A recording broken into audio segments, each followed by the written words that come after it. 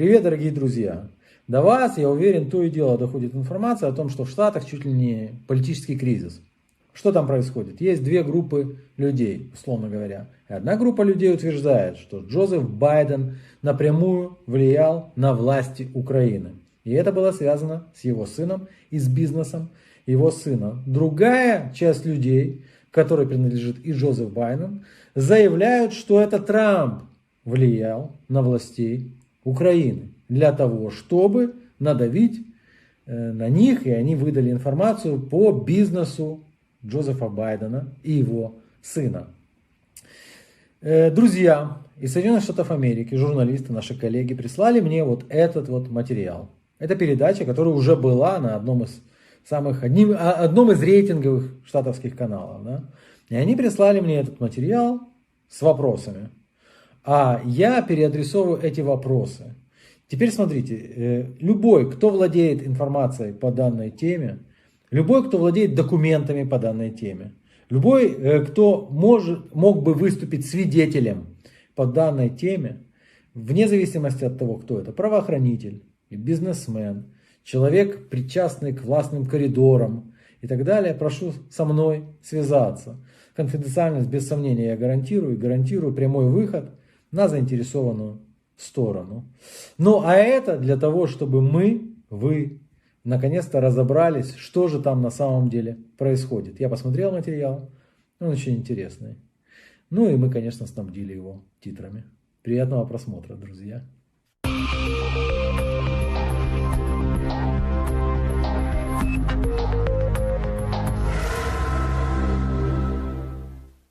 In part one of this One American News Investigates, we brought you President Trump's personal attorney and America's mayor, Rudy Giuliani. Together, we waded through a dark and murky swamp of deep state collusion, Democrat impeachment delusions, and nefarious charges against Giuliani. Giuliani debunks some central premises. Rudy Giuliani did not investigate Ukraine in search of Biden dirt. Giuliani started looking into Ukraine way before Joe Biden ever decided to run for president. Biden's corrupt dealings in Ukraine inevitably became a part of that investigation. Again, way before Biden ever ran for office. In this special edition of One American News Investigates, our Ukrainian witnesses arrive and we hold our own hearing where you, the American people, are jury. You decide. You hear from top Ukrainian diplomats and officials who serve as witnesses to testify under oath their side of the story. The side that not only vindicates President Trump amidst 3 years of a Democrat impeachment circus, but if investigated by our Justice Department, could spell the end of Adam Schiff and Democrat credibility for years to come. For each success President Trump adds to his historic first term, Democrat dreams of a 2020 White House grow dimmer. Democrats have since realized impeachment is increasingly their only hope, seemingly at all costs. In July of 2019, Democrats seemed to feel they found their impeachment kill shot. For this next act in the Democrats' impeachment fairy tale, they needed a villain, a damsel, and a prince. In this case for the Democrats, their damsel in distress is Joe Biden, innocent in every conceivable way. The Democrats' villains of choice? President Trump and his personal attorney, Rudy Giuliani. And, of course, Adam Schiff and Jerry Nadler were to share the heroic princely duties. Earlier in this series, One American News sat down with Rudy Giuliani. He told us how he got involved with Ukraine, how his curiosity about Ukraine was sparked by an unverified report of Democrat collusion, a report he then verified with documents and witnesses.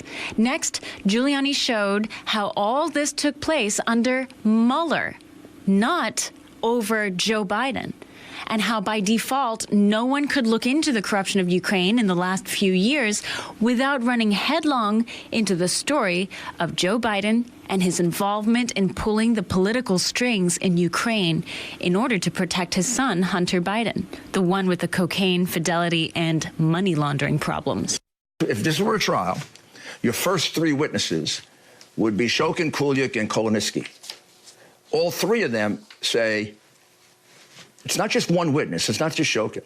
All 3 of them say that Joe Biden put Hunter Biden in in order to protect the Burisma company. Giuliani is referring here to Viktor Shokin, the Prosecutor General of Ukraine, who Joe Biden allegedly bribed the Ukrainian government to fire in order to stop investigating his son Hunter Biden. Shokin and the other two names Giuliani references here are witnesses OAN tried to get to the U.S., but each ran into visa issues at the border.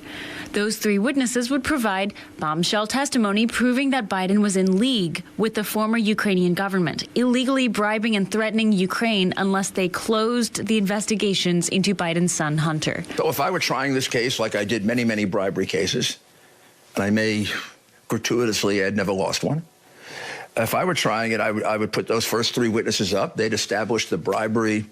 I'd put in the evidence of the money laundering. I'd show how the money got to him in surreptitious ways. I would get those conversations about setting up the bribe that the State Department still hasn't released. When we return, we introduce you to the three Ukrainians and what each of them bring to the story. Then we swear them in. Don't go anywhere. You're watching a One American News Investigates exclusive with Rudy Giuliani and special guests. You won't want to miss what they have to say.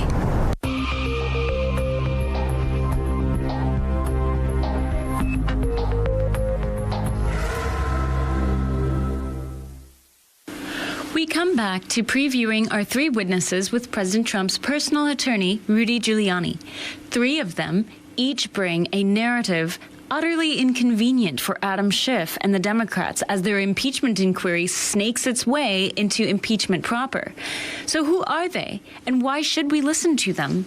Andrei Teleshenko, the former Ukrainian diplomat to the Embassy of Ukraine here in Washington. He was the former advisor to the Prosecutor General of Ukraine and the former advisor to the first Deputy Prime Minister of Ukraine on security and intelligence. What is important about his testimony? So another whole area of crime here, collusion. So Andrei Teleshenko was in a very, very strong position to observe this. He worked in the prosecutor's office as a fairly young man at a fairly low level. He can testify that Biden's son was under investigation, which the Biden people are lying about. He can testify that the case wasn't debunked, which the Biden people are lying about, and so is the American media, NBC, CBS, the New York Times. If the case was debunked, there's no evidence. There's no debunking report, right? Because nobody debunked it. And then Andrei can explain the other side of this case that's equally as damaging, and that is the tremendous amount of interference by the Ukrainian government in the 2016 election at the request of the Democratic National Committee, the Hillary Clinton campaign, Fusion GPS. He was there for direct conversations with the ambassador, who eventually had to be dismissed. Next witness, Mikhailo Okendovsky. He is the former head of Ukraine's Central Election Commission, one of the most influential positions in the Ukrainian government. Tell us why we are hearing from him. Well, it's relevant because, first of all, when you prosecute a case or try a case or you try to search for the truth, every witness is going to have some issue. Shokin has some credibility issues. How do you deal with it? You deal with it by some other witness who maybe has different issues but corroborates it. You know, people forget that we convict criminals on the testimony of people like Sammy the Bull, people who cooperate. Criminals do business with other criminals. He can testify to the substantial involvement of the U.S. government and Joe Biden in trying to collect dirty information on Trump and the Trump campaign. And then he can also establish how much money Poroshenko took. That was well known. How much money Yatsenuk took. That was well known. Petro Poroshenko, president of Ukraine from 2014 to 2019, was seen as a close friend and ally to Vice President Joe Biden. Poroshenko was initially praised as being the outsider Ukrainians hoped could battle decades of corruption. Why is that important? That shows that that whole thing about Biden wanted Shokin fired because he was corrupt is untrue. Because all he cared about was minor corruption, but didn't seem to care about somebody stealing most of the country. who he was palling around with. Okendowski's testimony debunks the Schiff and Biden narrative that DNC collusion with Ukraine was all a giant conspiracy theory. Next, we have Andrei Artemenko, and he is a former member of the Ukrainian parliament. Artemenko was an opponent of Poroshenko for several reasons. Artemenko probably picked up earlier than most what a big crook Poroshenko was. Poroshenko came into office with a great deal of hope. Two very, very knowledgeable Ukrainians told me he's become the biggest crook in the country. And I said, why? And they said he wasn't content being a millionaire. He wanted to be a billionaire. And he wanted to be an oligarch like, you know, the ones he sees around him. So Artemenko recognized that fairly early. He was a major opponent of Poroshenko. Artemenko became an outspoken critic of Biden's friend, then-President Poroshenko. Giuliani says Artemenko, who had been pro-Ukrainian his entire life in his opposition to Poroshenko, was then painted as a pro-Russian spy by Poroshenko and his media minions, despite the fact that Poroshenko was known to have been buying used equipment from Russia, a country killing Ukrainians daily. And then finally, he can deal with the one really big dramatic transaction that has actually resulted in a court finding of illegal behavior by the Ukrainians with the Democrats in Ukraine, and that is the Black Ledger. The Black Ledger was necessary because the FBI had closed a case on Manafort 2 years earlier. Now they were asked to revive it, kind of as a political hit on the president. They needed new evidence. They didn't have new evidence. And lo and behold, a Black Ledger shows up on the doorstep of a parliamentarian. He runs to other parliamentarians that were all against Trump.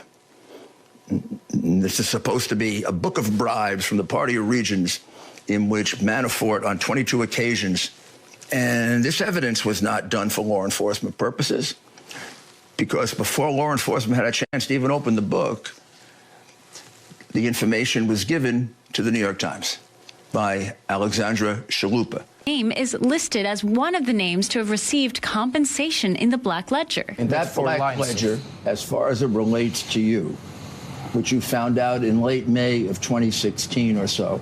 Later even, right? Later. So you found out that that Black Ledger had 4 payments to you. Something like $1,500. It doesn't even say that it's about reimbursement for travel, right? It says about compensation of travel expenses, but it doesn't say that this money were actually paid to me. Did you get $16,000 in travel expenses? No. Is that true? So the entry about you is false. Yes. And the purported initials are false. Exactly. So as far as you know, with regard to you, the Black Ledger is phony. Exactly.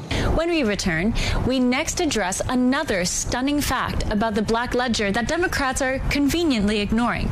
The implications of proving the Black Ledger is a manufactured document doctored by Democrats has grave implications, assuming our Justice and State Departments don't continue to cover it all up.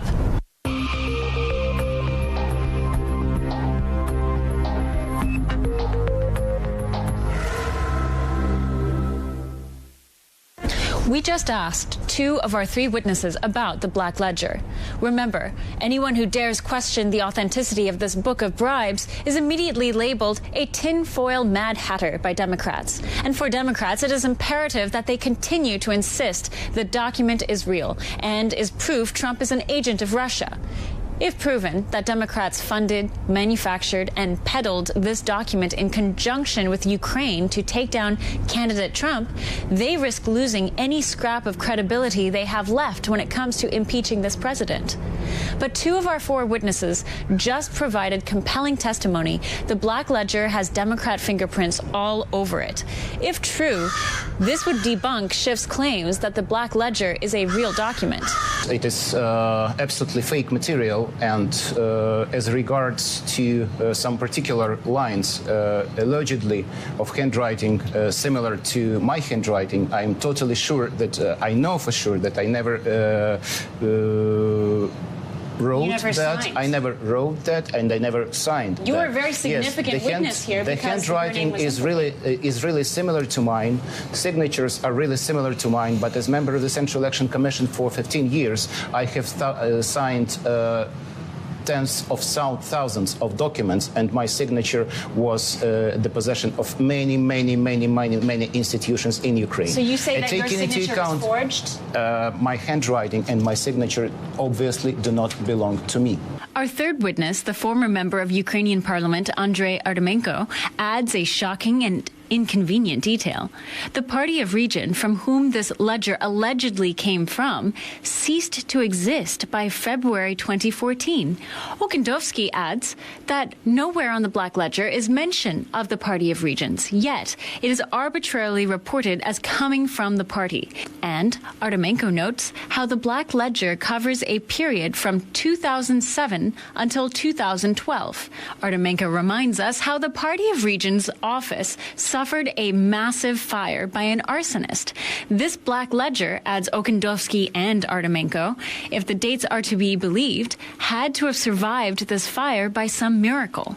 Everyone knows that. There was an arson at the office of the party of region. The office was burned and one person was killed. I was very much surprised that four years later, after the last date indicated in the so-called ledger, and more than 2 years later, Party of Region ceased its active operations as political party, the so-called ledger appeared in Ukraine.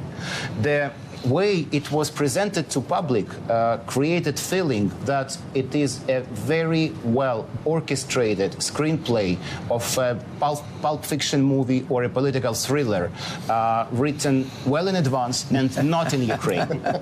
Artemenko concurs, adding the ledger was made in America. You call it Black Ledger. It comes from here. It's not from Ukraine. We never even used this one. Both Okendowski and Artemenko believe the U.S. Embassy was involved in the manufacture and dissemination of the Black Ledger. Every individual, every institution who participated in presenting these materials to public was in some context, in some way, in my opinion, linked to United States Embassy in Kyiv. It was looking very artificial. So these papers miraculously are supposed to have survived this fire. Mayor, remind the audience, the jury, if you will, why the Black Ledger, if it is proven, if these three gentlemen are correct in their testimony, that the Black Ledger is a manufactured document by the Democrat Party, remind the jury why that's important. Well, it's important for this reason. They had closed down the case on Manafort in 2014. Greenaway, the FBI agent, apparently, and Yovanovitch, the ambassador, wanted to rejuvenate the case.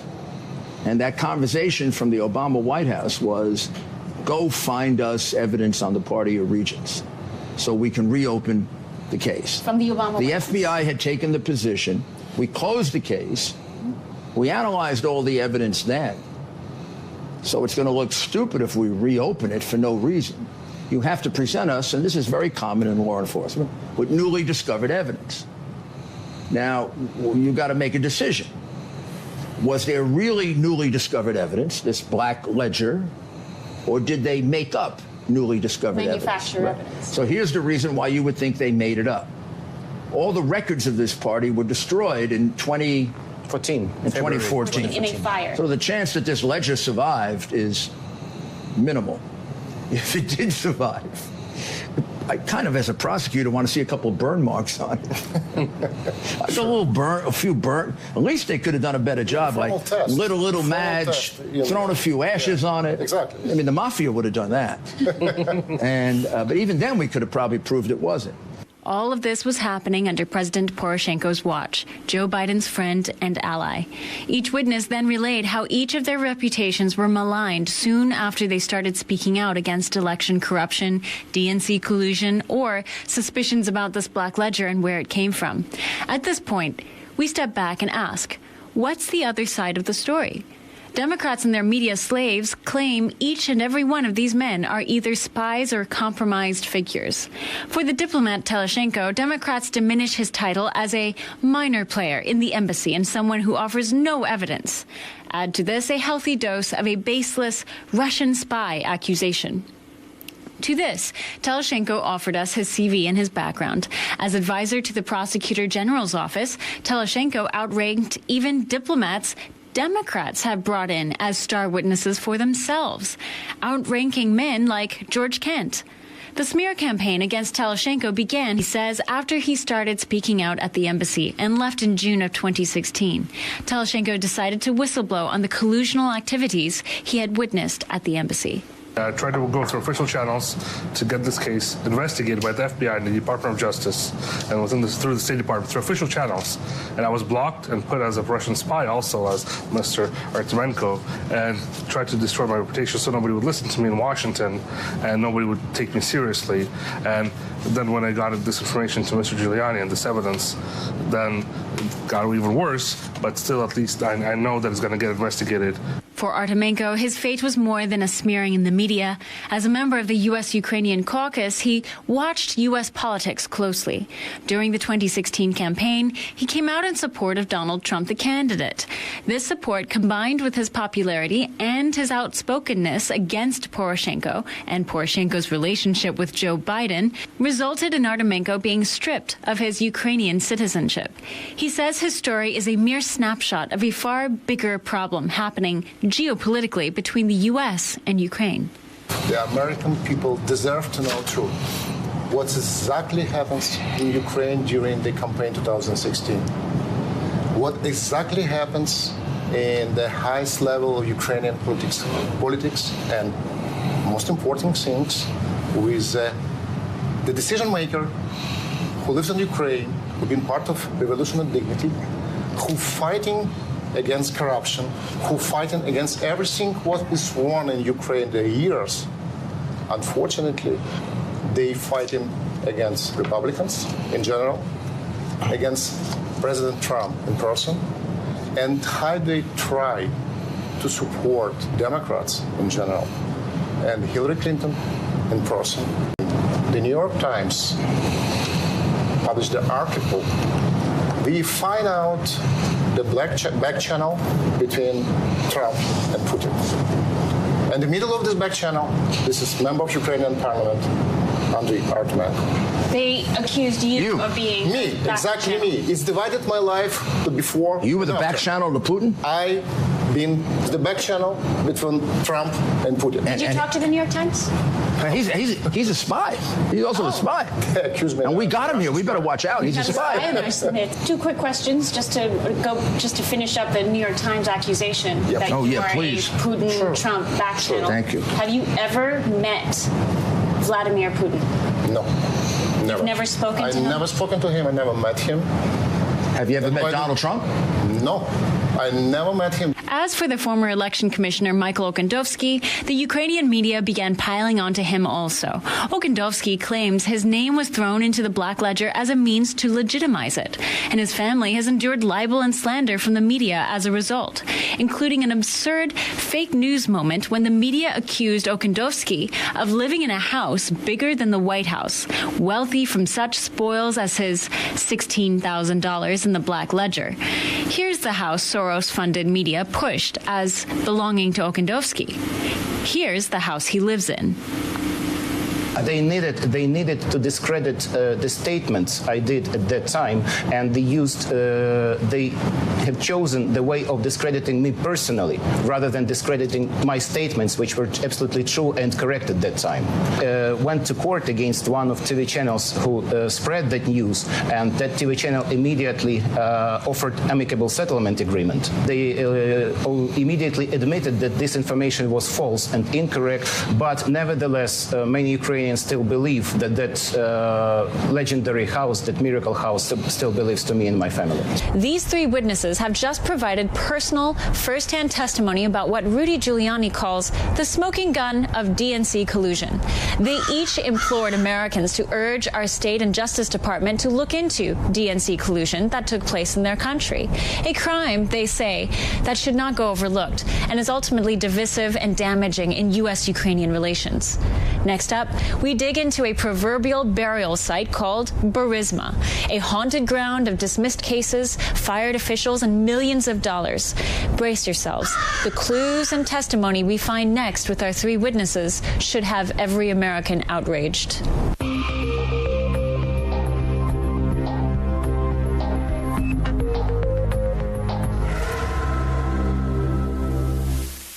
Having discussed and laid out the Burisma case in part one, I asked our witnesses about the current state of investigations on Burisma. Under U.S. Ambassador Yovanovitch, who testified in Adam Schiff's impeachment hearings, accusing Giuliani of smearing her reputation, Yovanovitch is attributed to having closed whatever remaining cases were left open on Burisma once Biden got the prosecutor general fired. Under the Zelensky administration, however, there is hope, especially with figures like new prosecutor Konstantin Kulik. Just hours before our panel in D.C., Kulik announced he would reopen the Burisma investigations and investigate also Burisma's founder Zlochevsky. Как независимый прокурор открывает новое уголовное дело. To open these cases as an independent prosecutor to continue investigation. However, while taping this segment, Kulik was fired. As of this broadcast, we are still collecting facts surrounding his firing. I interviewed Mr. Kulik. He has very, very substantial knowledge of the whole thing, of the collusion, the Black Book, the bribery, the Biden bribery, the extent of it. Я делаю очевидный логический вывод, что он был He's another witness. He would, по команде со стороны реальных владельцев и руководителей генерального прокурора и его конечных владельцев США. That he was fired because of the final authorization made by the prosecutor general. You know, if I put this case together and tried it as a Hobbs Act extortion case or a Foreign Corrupt Practices Act case, or a Kulik would be the second witness. Shokin would be the first witness. Kulik would be the second witness. Kolonitsky would be the third witness. Joe's tape would be the fourth witness. Joe, these people that you have named right now, they do not have an opportunity to come to the United States and testify here. This is where our panel then dived into the political weeds of the U.S. Embassy in Ukraine and how it is entangled in a system of NGOs who are directly funded, say our witnesses, by George Soros money. Okendowski argues that the Ukrainian system needs to be completely overhauled. It is currently run by a complicated system of third-party NGOs like NABU, the Anti-Corruption Bureau, facades for Soros money, and a globalist agenda, wholly endorsed by the Democrat Party. Мені дуже не подобається ситуація, коли українська дійсність підтверджує, що боротьба з корупцією є однією із форм, в яких існує корупція. Well, I don't like the situation with actually, and that is the Ukrainian reality, I would say so, that fighting corruption. Okendowski explains how in Ukraine, George Kent, the Deputy Assistant Secretary of State for European and Eurasian Affairs, actually got involved and helped create many of these so-called anti-corruption agencies and systems. Kent was a key Schiff witness.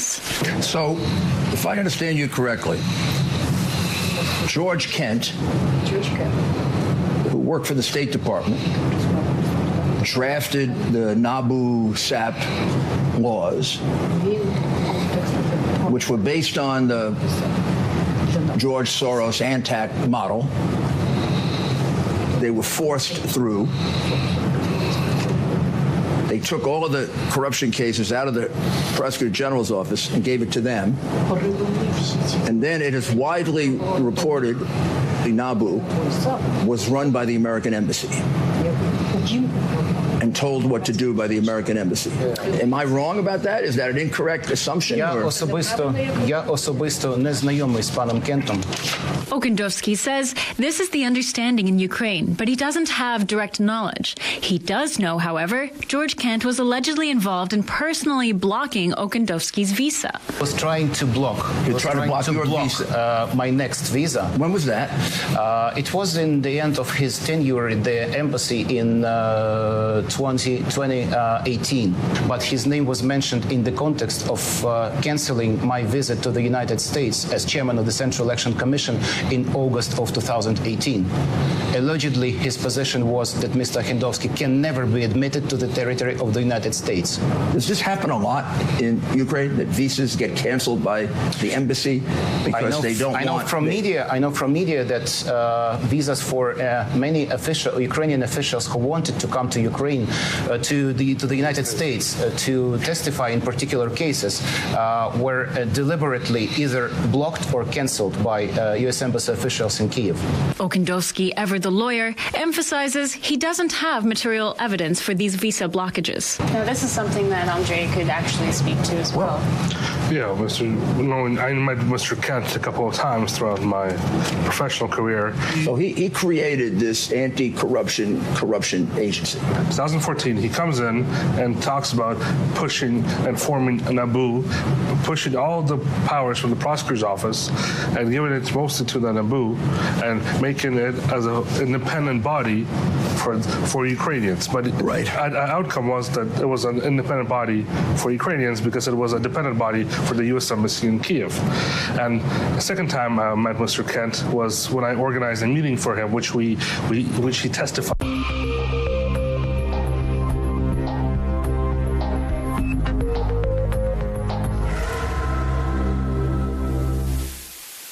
We return to some tantalizing questions posed at the State Department. Why is our U.S. Embassy in Ukraine under George Kent denying visas to key witnesses who could provide our Justice Department valuable information? Artemenko says the answer is obvious.